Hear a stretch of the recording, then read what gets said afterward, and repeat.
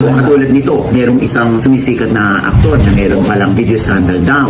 Na wala pa sa akin yung kopya ha. Kahit nag-iba na yung mukha niya, yung dating mukha, kung saan meron siyang ka-tsugi, yun ang nandoon. Parang bilang teaser. Oo, naka-braces pa siya. Oo. Ano to? The same babae din nung sa mga nauna? Naku, yan ang hindi ko maalam, pero mukhang matagal na ito kasi wala na siyang braces eh. Maganda na rin ang ilong ng bata. Oo.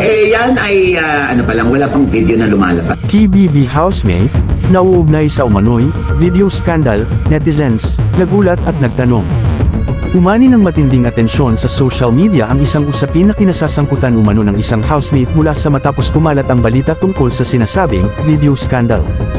Ayon sa mga naglalabasang posts at usap-usapan online, may isang sensitibong video na umano'y kumakalat at inuugnay sa naturang housemate.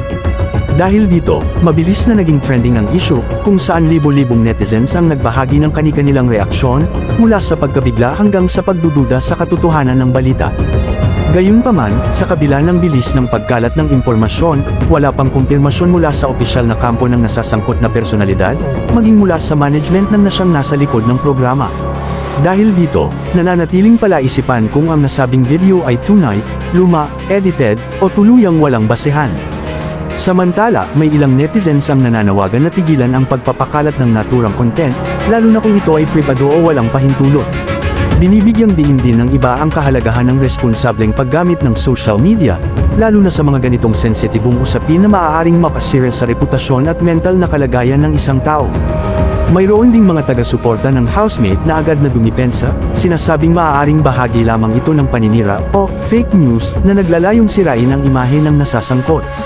Ayon sa kanila, hindi dapat basta-basta maniwala hanggat walang malinaw at beripikadong ebidensya. Sa ngayon, patuloy ang paghihintay ng publiko sa opisyal na pahayag mula sa kampo ng housemate upang linawin ang issue. Hanggang sa magkaroon ng konkretong detalye, pinapayuhan ng lahat na maging maingat sa pagbabahagi ng impormasyon at iwasan ang pagpapakalat ng hindi kumpirmadong balita.